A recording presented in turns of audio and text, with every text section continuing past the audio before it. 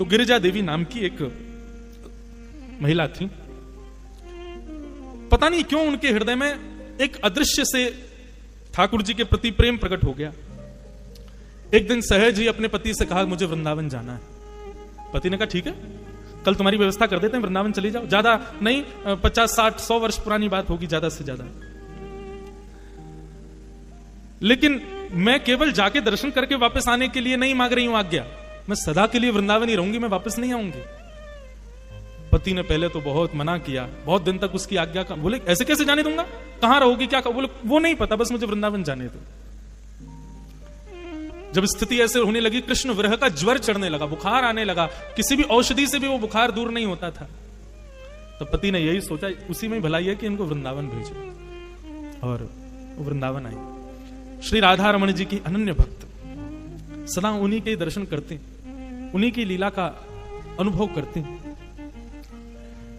कभी ठाकुर जी स्वप्न में आते, कभी अनुभव में आते, कभी मंदिर में वो दर्शन कर रही होती तो उनको अनुभव होता कि कंधे पे बैठे मेरे और मुझे ऐसे करके देख रहे हैं, ऐसा उनको अनुभव होता धीरे धीरे। लेकिन जैसे ही वो उस अनुभव में प्रवेश करती, ठाकुर जी अंतर्ध्यान हो जाते, उनको ये पीड़ा सहन नहीं होती। और राधा रमण जी से कहती आप आते क्यों जब आपको मिलना ही नहीं है, तो आप मुझे स्वप्न में क्यों दिखते हो जब आपको निरंतर रहना ही नहीं है, तो मुझे स्पर्श करके क्यों जाते हो जब मेरा स्पर्श नहीं आपको करवाना है, तो मत किया करो आप ऐसे। मैं नित्य मंदिर आऊं, आपको देखूं, चली जाऊं, यहीं तक भक्ति रहने दो ना, आप क्यों मुझे पीड़ा देते हो।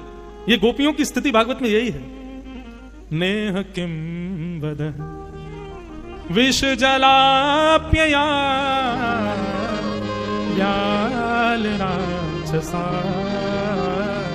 वर्षमारुता वैद्युतान ला। गोपी गीत, गोपी गीत में गोपियां क्या कहती हैं, नाथ हमको अकेले इस वन में छोड़ के आप अंतर्ध्यान हो गए, अगर इसी प्रकार हमको मारना था तो कालियानाग से क्यों बचाया, इंद्र ने वर्षा की, गिरिराज पर्वत क्यों उठाया, तृणावर्त, सक्टासुर, इतने सारे राक्षस ब्रज में आए हमको मारने के लिए, आपने हमको उनसे क्यों बचाया जब आपको ऐसे ही मारना था हमको। तो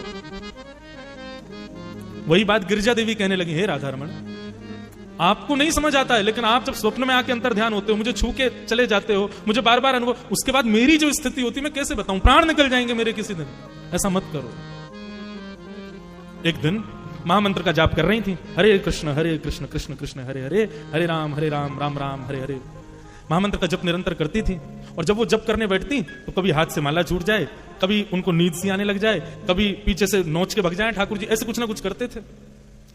पता नहीं उनके मन में कहां से ये भावना आई और उन्होंने माला पुनः उठाई और महामंत्र ना करके श्री राधा श्री राधा श्री राधा श्री राधा श्री राधा जपने लगी।